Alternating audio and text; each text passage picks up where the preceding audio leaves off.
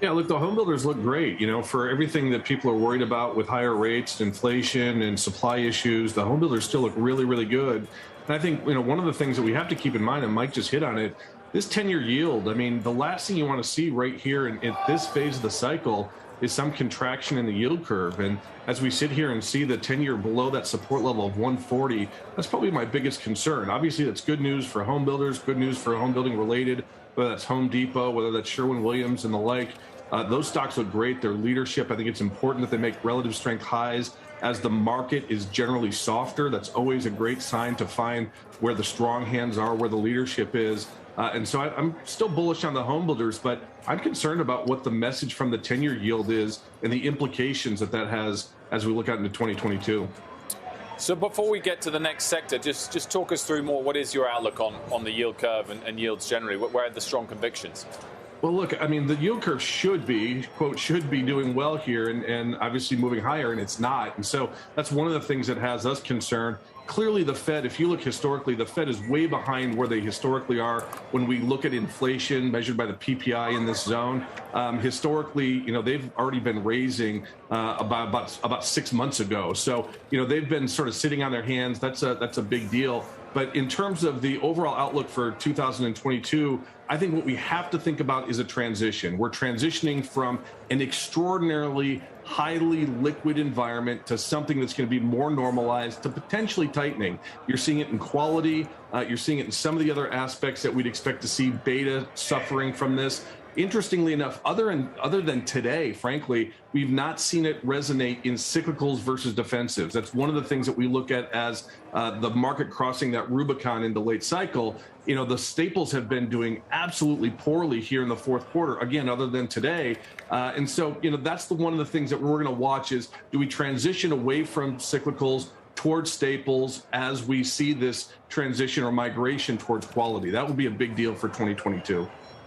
You've also been looking at the airlines, which have been in the eye of the storm on these new variant concerns. What does the chart tell you? Well, I think that's interesting, Sarah, because obviously they've suffered around the new variant, but they've been weak up into the new variant, right? It wasn't like they were leadership. They didn't rebound all that strongly. Their relative performance has been absolutely abysmal here. And I think that's really a testament to the changes in capital structure that they had to go through to survive coming out of COVID. And I just think they're going to be perennial losers and frankly, laggards in this market. So while they're oversold, and I don't want to get too bearish on them right here because they're absolutely vulnerable to some type of strong snapback, I think the structural issue for airlines is still one that they're going to be persistent underperformers as we look into 2022 and frankly, probably beyond. So we're sellers of strength. Any type of overbought condition we get in airlines, we think it's better to sell them.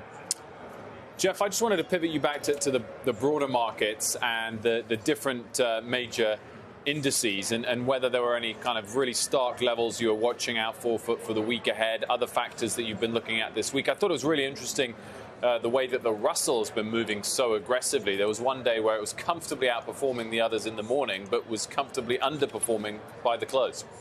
Yeah, I'll tell you, the Russell has really been very, very volatile. I mean, you nailed it. It's been really, really tricky. It broke out and then it failed aggressively and really hasn't been able to set itself up again. Small caps have been underperforming, and that's historically in line with that quality trade that we talk about. Low quality tends to be concentrated in these small cap names.